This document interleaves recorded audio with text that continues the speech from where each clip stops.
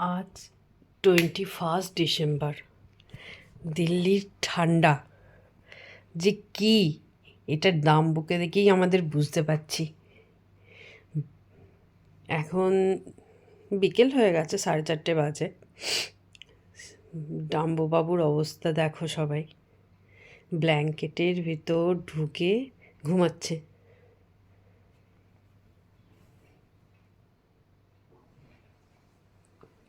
এই যে নিচে ওর গদিও দেয়া আছে, কিন্তু না, ওখানে শোবে না, ওখানে ওর ঠান্ডা লাগে।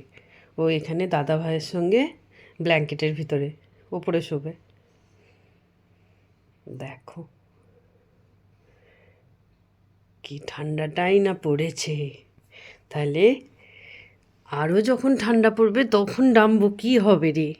হ্যাঁ, কেমন ঘুমোচ্ছে দেখো, চোখটা বন্ধ করে।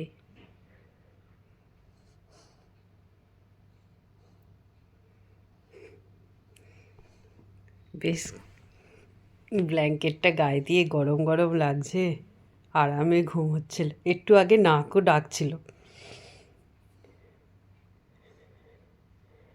এবারে অঘরে ঘুম দিচ্ছে, ঠান্ডা ঠান্ডা ওয়েদার। দেখো দাদাকে জড়িয়ে ধরে ঘুম দিচ্ছে।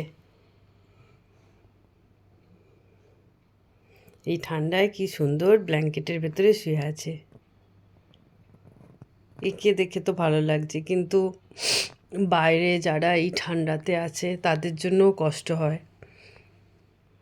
সবাই এই ঠান্ডাতে দেখবেন বাইরে যারা এই বন্ধুরা, এরম চার পায়ে বন্ধুরা আছে, তাদের যতটা পারবেন হেল্প করবেন। এই ঠান্ডায় একটু খাবার দিয়ে, একটু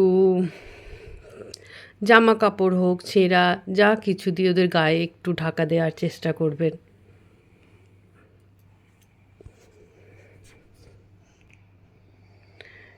এদের প্রতি একটু ভালোবাসা দেবেন।